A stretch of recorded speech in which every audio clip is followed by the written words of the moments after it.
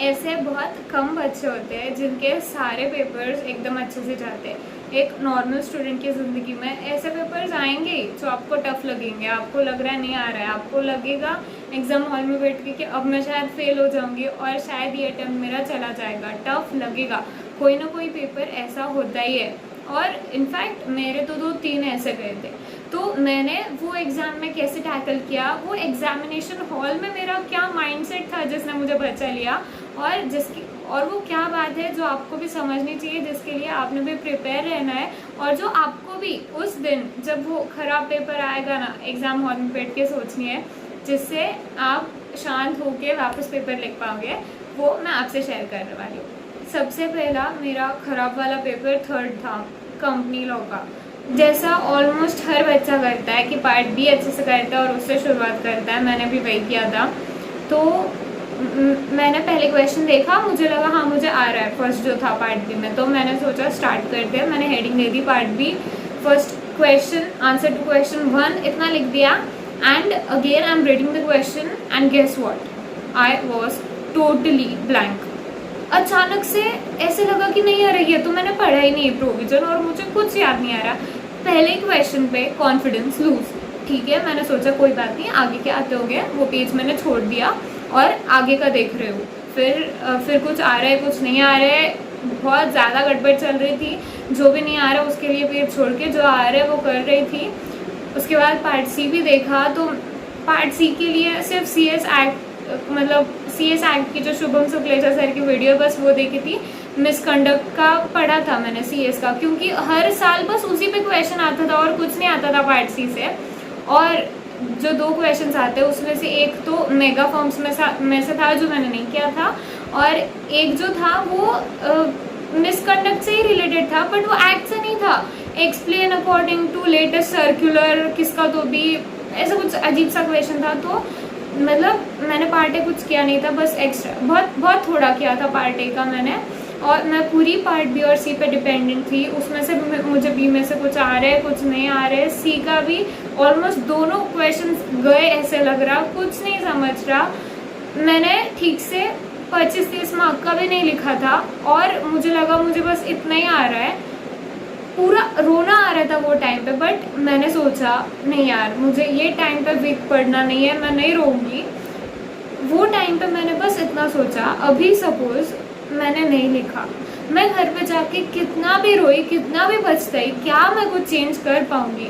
अगर भगवान जी को मुझे मार्क्स देने भी है तो वो कैसे देंगे? अगर मैंने लिखा ही नहीं है, एग्जामिनर मार्क कैसे देगा? तो अभी मेरे हाथ में, मैं पेपर चेंज नहीं कर सकती। मेरे हाथ में अभी सिर्फ ये है कि यार मैंने इतनी मेहनत की है, हो सकता है ये सब्जेक्ट में थोड़ी मैंने कम की है, बट मैंने की है, एटलीस्ट मैंने इतनी की है कि मैं पास हो जाऊंगी। बस मुझे अभी मेरा बेस्ट देना है, मेरे हाथ में यही है, मैं बाकी कुछ चेंज नहीं कर सकती। मैं घर पे जाने के बाद कुछ कर नहीं पाऊंगी। अभी मेरे हाथ में ये है कि अभी मैं जितना लिख पाऊंगी मुझे लिखना है, चाहे मुझे अगर आ रहा है तो मैं ठीक से लिखूंगी, मुझे नहीं आ रहा है तो भी जितना भी मेरे पास नॉलेज है, आज तक मैंने जो कुछ भी पढ़ा है उससे कुछ ना कुछ लिख के आ जाऊंगी। मुझे हार नहीं माननी है। और ये सब सोचते सोचते भी मैं लिख रही थी, मैं रुकी नहीं। मैंने वापस और जोश से लिखना चालू किया, लिख तो रही थी मैं वैसे भी। फिर आ रहा उतना लिखा, दिमाग शांत। फिर पार्ट ए, मुझे पता है मैंने इसकी इतनी पढ़ाई नहीं की है, मैंने खुद से कहा, बट मैं देखूंगी और मुझे पता है कि मुझे कुछ ना कुछ पक्का आएगा।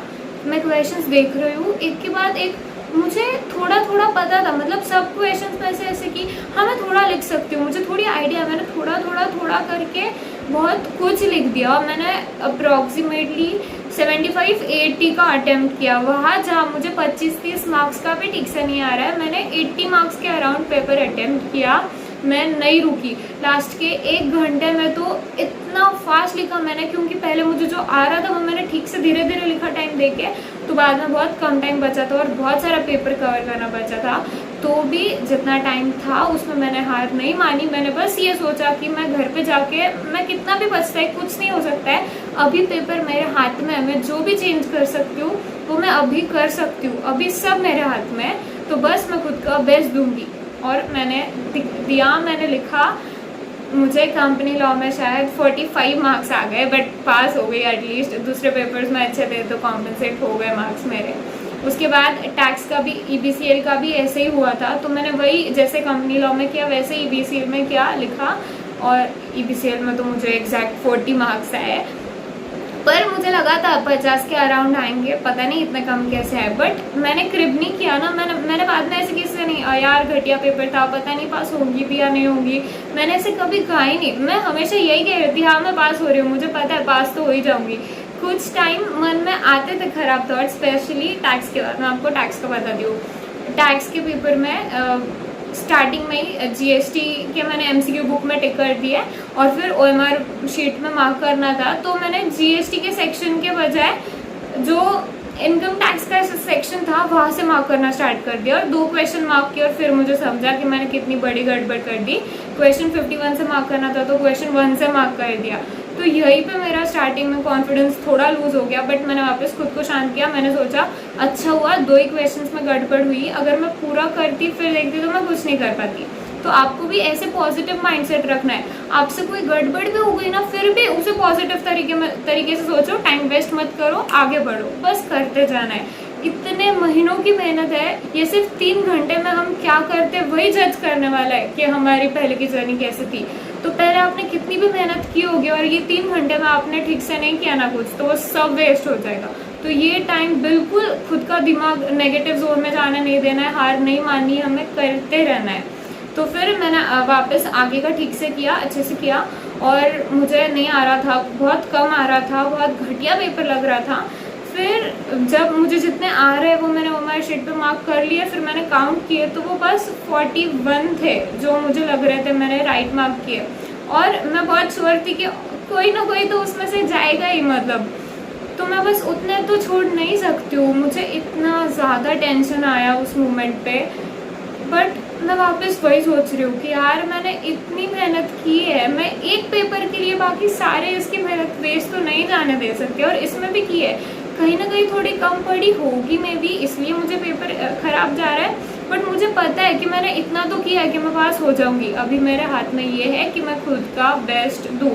मैंने 1 मिनट आंखें बंद करी, गॉड से प्रे किया कि प्लीज़ मुझे राइट डिसीजंस लेने की शक्ति दो। मुझे पता है आप मेरे लिए जो भी करोगे बेस्ट करोगे, मुझे स्ट्रॉन्ग रखो और मुझे राइट डिसीजंस लेने की ताकत दो। एंड वापस मैं स्टार्ट हो गई, मैं वापस क्वेश्चंस रीड कर रही हूँ, नहीं भी आए जो बट थोड़े डाउटफुल थे उसमें सोचने की कोशिश कर रही हूँ, और फिर थोड़े तुक्के मारने मुझे पता था उसमें से, मुझे पता है नेगेटिव मार्किंग है, बट मेरे हाथ में, मुझे पता था कि मुझे और करना ही पड़ने वाला है, मेरे पास ऑप्शन नहीं है। तो फिर मैंने वापस बहुत सोचा, थोड़ी कोशिश की, मैं रुकी नहीं। मैं देख रही हूँ आधे बच्चे तो उठ के चले गए थे एग्ज़ाम हॉल से, आधे भी बैठ के मतलब मुंह लटके थे कुछ बच्चों के, कुछ बस काउंट कर रहे थे कितने हो गए जैसे मैं कर रही थी। लास्ट में एग्जामिनेशन हॉल में सिर्फ मैं अकेली बची थी, बाकी सब उठ के चले गए थे। मैं खुद को ये कह रही हूँ कोई बात नहीं रुचिता, अगर तुझे पेपर टफ जा रहा, एटलीस्ट तू बाकियों से आगे जो छोड़ के निकल रहे बीच में से, तू कर रही है लास्ट तक, मुझे पता है तू पास हो जाएगी। मैं ट्राई कर रही हूँ। मैंने लास्ट तक सोचा और मैंने 20 के अराउंड कुछ मार्क किए थे, 60-61 के अराउंड कुछ क्वेश्चंस मैंने मार्क किए। उसके आगे मुझे लगा कि और ठोका तो नेगेटिव मार्किंग की वजह से और उल्टा हो सकता है, और वैसे भी टाइम भी ख़त्म हो गया था, तो मैंने ज़्यादा नहीं रिस्क ली, बट थोड़ी लेनी पड़ी मुझे। और टैक्स में पता नहीं कैसे 55 मार्क्स आए मुझे, बट ओके मेरे कुछ राइट भी होंगे ऑफ कोर्स, पर कुछ क्वेश्चंस MCQ के गलत हो गए थे, तो शायद इंस्टीट्यूट ने उनके सबको मार्क्स दे दिए। तो ऐसे कोई भी मैजिक हो सकती है। अगर आपको पता होगा तो ऐसे भी होता है कि इंस्टीट्यूट कुछ एक्स्ट्रा मार्क्स दे भी सकती है और निकाल भी सकती है। मोस्ट केसेस में देती है एक्स्ट्रा मार्क्स, वो अलग अलग वो कौन से बेसिस पे एक्स्ट्रा मार्क्स देती है वो ICSI ने ना अभी डिस्क्लोज नहीं किया है। तो एग्जाम हॉल में बैठ के अगर आपको पेपर टफ भी लग रहा होगा ना, तो वहाँ पे नेगेटिव मत सोचो, आप बस ये सोचो कि आप वो लकी पीपल में से हो सकते हो जिन्हें ICSI एक्स्ट्रा मार्क्स देगी। और सारे क्वेश्चन नंबर लिखो एटलीस्ट, आप भले ही उसके आंसर ना लिखो, अगर वो क्वेश्चन गलत होगा तो उसके मार्क्स आपको मिल जाएंगे अगर आपने क्वेश्चन नंबर भी लिखा होगा। तो बस हमें एग्जाम हॉल में बैठ के एटलीस्ट इतना लिखना है कि हम पास हो जाएंगे। हम अगर लिखेंगे ही नहीं तो बंदे को मार्क्स देने भी है तो कैसे देगा? तो आप हमारे हाथ में ये है कि हमें क्विट नहीं करना है, हमें लास्ट तक लिखना है। जितना ट्राई कर सकते हैं उतना ट्राई करो, लिखो, हार मत मानो, पॉजिटिव माइंडसेट में ही रहो। बस बिलीव करो कि मैजिक्स होते हैं और वो आपके साथ भी हो सकते हैं। पता नहीं ICSI कैसे मार्क्स देगी, पता नहीं मेरा पेपर कैसे चेक होगा, पता नहीं क्या होगा, बट जो भी होगा मैं पास होने वाली हूँ। ये सोच के पेपर लिखो, ये सोच के पेपर वापस इन्विजिलेटर के हाथ में दो। बाहर आने के बाद सबसे पहले यही कहो कि मैं पास हो रही हूँ।